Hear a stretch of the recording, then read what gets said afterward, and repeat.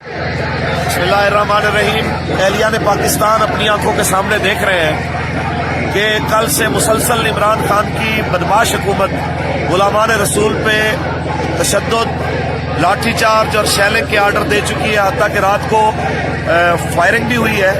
हम इतना कहना चाहते हैं कि हमारे तो सिर्फ दो और जायज़ वो मुतालबात हैं जो पाकिस्तान के हर शोबे ज़िंदगी का जो मुसलमान है वो कर रहा है कि फ्रांसीसी सफ़ीर जो गुस्ताख मुल्क का नुमाइंदा है, जिस मुल्क में सरकारी तौर पर हुजूर की तौहीन हुई है, उसके नुमाइंदे को यहाँ से निकाला जाए और उस मुल्क से अपना सिफारती अमला वापस बुलाया जाए।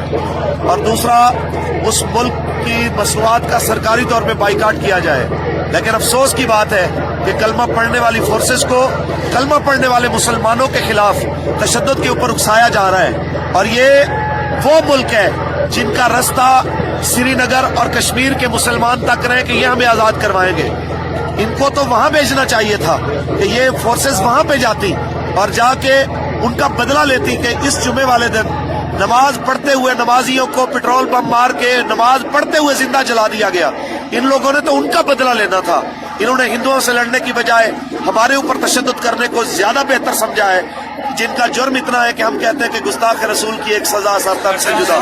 या रसूलुल्लाह की हदीस सुनाते हैं कि मन सब्बा नबियन फक़्तुलूहु। तो अगर इस जुर्म में हमें मारना चाहते हैं तो बिस्मिल्लाह, हम तो खड़े हुए हैं।